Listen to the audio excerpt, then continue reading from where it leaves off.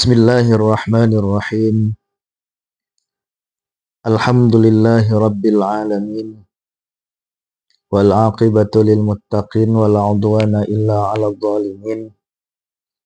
Ashhadu an la ilaha illallah wahdahu la syarikalah wa ashhadu anna sayyidana wa nabiyyana Muhammadan abduhu wa rasuluh la nabiyya ba'dah. Allahumma fassalli wa sallim wa barik ala sayyidina Muhammadin nabiyil ummi wa ala alihi wa sahbihi wa sallim. Subhanaka la ilma lana illa ma 'allamtana innaka antal alimul hakim. Rabbi shrah li sadri wa yassir li amri wahlul 'uqdatam min lisani yafqahu qawli waj'al li wadhiran min ahli amma ba'du.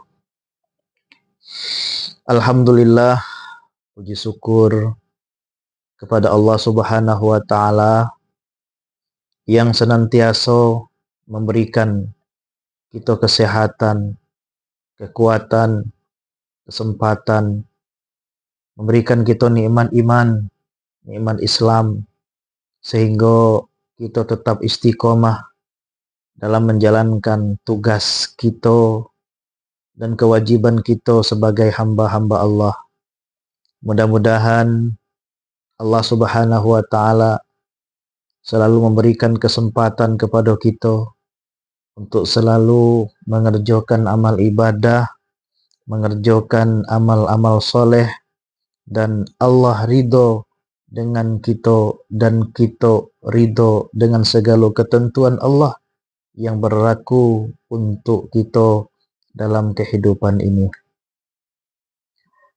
Kemudian salawat beserta salam marilah sama-sama selalu kita sampaikan kepada junjungan kita tercinta Nabi Muhammad sallallahu alaihi wasallam.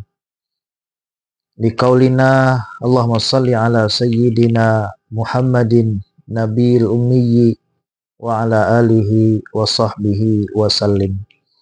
Mudah-mudahan kita termasuk ke dalam golongan umat beliau yang betul-betul cinta kepada beliau, dapat pula kita menjalankan segala sunnah-sunnah, segala risalah, syariat yang beliau bawa dalam kehidupan kita. Amin ya rabbal alamin.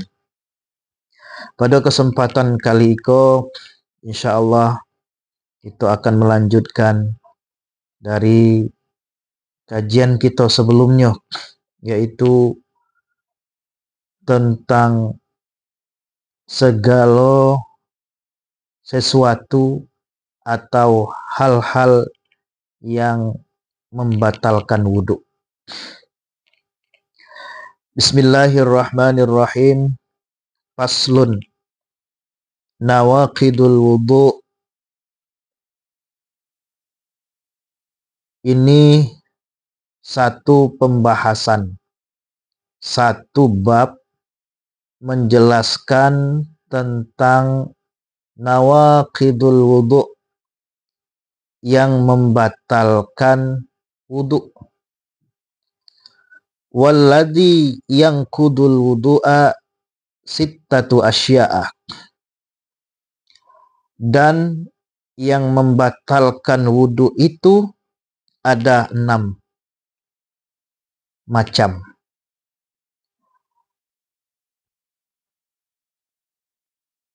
Minggu yang lalu, pada kesempatan yang lalu, kita sudah menjelaskan tentang pengertian wudhu, fardu wudhu, dan kita lanjutkan dengan segala yang membatalkan wudhu. Yang membatalkan wudhu itu ada 6. Yang pertama, ma kharaja minas sabilaini. Yang pertama, sesuatu yang keluar dari 2 jalan. Jadi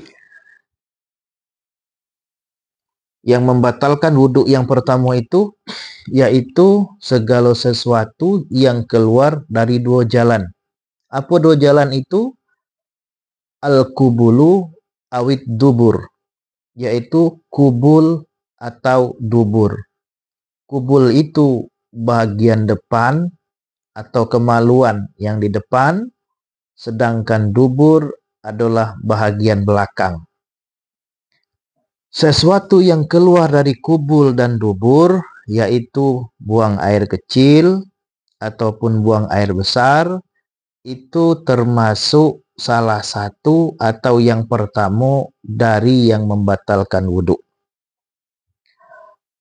Warihu, dan yang keluar juga dari salah satu dari dua jalan tadi, rihu, angin, buang angin, termasuk membatalkan wudhu. Waddamu, darah, darah juga membatalkan wudhu. Wadud, sesuatu yang padat, juga membatalkan wudhu. Wal madhi, dan madhi. Ini adalah hal-hal atau sesuatu yang membatalkan wudhu. Intinya, yang membatalkan wudhu yang pertama itu ialah apapun yang keluar dari kubul kita, dari kemaluan kita yang di depan, awid dubur atau yang di belakang dari dubur kita, baik itu kita buang air besar, buang air kecil, atau kita buang angin, atau keluar nanah, keluar darah, keluar air wazi dari kedua jalan tadi, maka batallah wudhu kita. Sebab Rasulullah SAW menjelaskan dalam sebuah hadisnya, kata beliau, la yakbalullahu salata ahadikum idza ahdatsa hatta yatawadda. Allah tidak akan menerima salat salah seorang di antara kamu apabila ia berhadas sampai ia berwudu kembali. Kemudian yang kedua, wan naumu ala ghairi hayatil mutamakkini. Yang membatalkan wudu yang kedua yaitu tidur dalam keadaan yang tidak memungkinkan. Kata Rasulullah dalam hadisnya, man nama falyatawaddo. Barang siapa yang tidur, maka hendaklah ia berwudu. Nah, jadi orang yang tidur dalam keadaan duduk, tapi posisinya tidak memungkinkan. Sehingga ketika dia tidur itu terangkatlah pantatnya, terangkatlah bagian belakangnya, maka itu yang menyebabkan batal wuduknya. Adapun kalau setengah tidur, umpama dalam keadaan duduk, tapi duduknya mantap, dalam keadaan memungkinkan duduknya tidak bergerak, itu wuduknya tidak batal. Itu syarat yang kedua. Atau yang membatalkan wudhu yang kedua. Selanjutnya yang ketiga, zawalul akli. Yang membatalkan wudhu yang ketiga itu hilang akal. Hilang akal itu banyak sebabnya. Yang pertama, bisyakrin au marodin, dengan sebab mabuk atau dengan sebab gila. Mabuk itu banyak pula macamnya. Bisa mabuk karena minum-minuman, bisa mabuk karena menghirup sesuatu. Itu intinya akalnya hilang dengan sebab mabuk tadi, batal wudhunya. Termasuk juga sakit. Orang yang sakit keras atau sakit panas yang menyebabkan hilang akalnya atau hilang ingatannya, maka ketika sebelum itu orang tadi berwudu, kemudian sakit panas atau sakit-sakit lain yang menyebabkan hilangnya akal, maka itu menjadi batallah wudunya. Termasuk juga gilo, batal wudu. Ada lagi orang yang kena penyakit ayan, sakit ayan, tahu-tahu jatuh, umpama sedang tegak jatuh, itu juga membatalkan wudu karena kesadarannya hilang. Atau termasuk juga orang yang diberi obat bius misalnya. Ada seseorang dia berwudu, setelah berwudu dibius. Bius itu tujuannya mungkin untuk operasi atau untuk tujuan-tujuan yang lain. Sehingga dengan dibius tadi hilanglah kesadaran orang tersebut. Atau tidak dibius, dibagi obat. Sehingga dengan obat tadi dia hilang kesadarannya, hilang ingatannya, hilang akalnya. Maka ketika itu wudunya pun juga batal. Selanjutnya yang keempat, yang membatalkan wudu itu adalah walam surrojuli almar'ata al-ajnabiyata min ghairi hailin. Yang keempat, yaitu menyentuh seorang laki-laki akan seorang perempuan ajnabi min ghairi hailin, tanpa ada lapis. Artinya kulit seorang laki-laki bersentuhan langsung dengan kulit seorang perempuan, kedua-duanya ini ajnabi, artinya halal nikah. Ketika dinikahkan antara seorang laki-laki itu dengan perempuannya, boleh dia nikah, halal nikah. Artinya ajnabi itu yang halal nikah, bukan muhrim. Sedangkan muhrim, yaitu antara seorang laki-laki dan perempuan yang muhrim, tidak batal. Misal adik dengan abang, adiknya perempuan, abangnya bersentuhan kulit tanpa lapis, tidak ada batal. Tahu anak laki-laki dengan ibu kandungnya, dengan maknya, tidak ada batal. Anak perempuan dengan ayahnya, tidak ada batal. Siapa lagi yang termasuk muhrim? Yang termasuk muhrim, nyai, datu.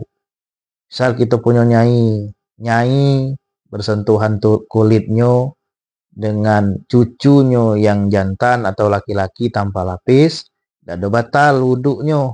Kenapa? Karena muhrim yang haram nikah. Begitupun datu. Datu ketika umpama bersentuhan kulit dia dengan cucunya yang perempuan, sama-sama tidak ada lapis, maka tidak batal. Karena dua-duanya muhrim, haram nikah. Siapa lagi yang termasuk muhrim? Paman, bibi, saudara ayah kita, saudara mak kita, baik laki-laki ataupun perempuan, itu termasuk muhrim. Misal kita punya bibi, kita laki-laki, bibi kita bersentuhan kulit, itu juga tidak membatalkan wudu, karena bibi itu adalah muhrim kita, haram kita nikah. Paman, kita seorang perempuan, kebetulan bersentuhan kulit kita dengan kulit paman kita tanpa lapis, itu pun juga tidak membatalkan wudu, dikarenakan paman kita itu adalah muhrim kita, paman kandung, artinya dulu ayah atau dulu emak kita. Sedangkan sepupu, anak paman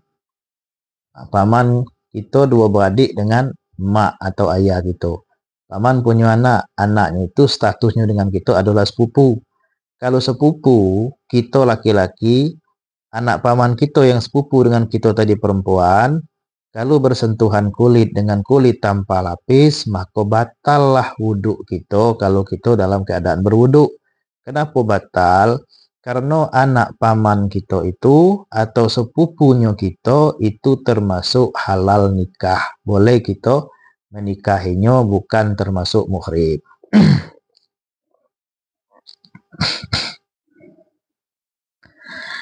Selanjutnya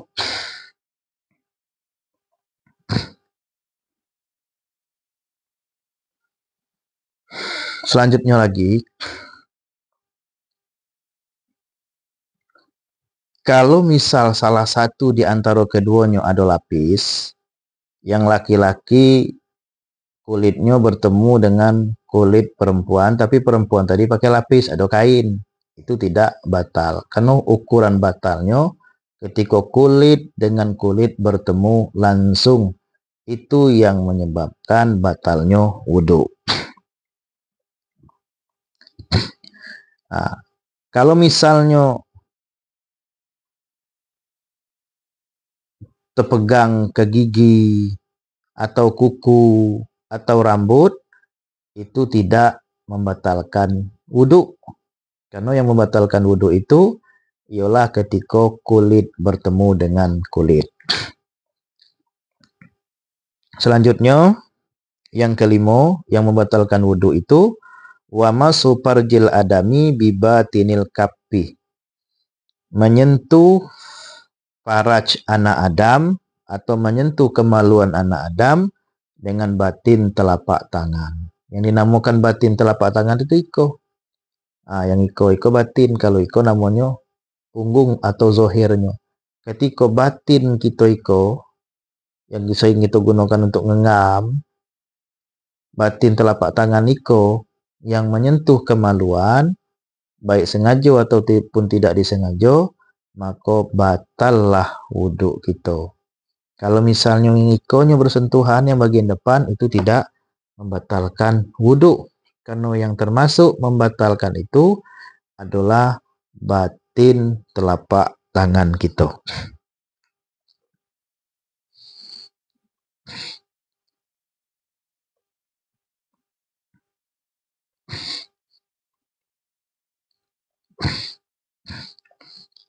Adapun jika dengan bagian depannya yang iko atau dengan ujung-ujung jari kita, itu tidak membatalkan wudhu.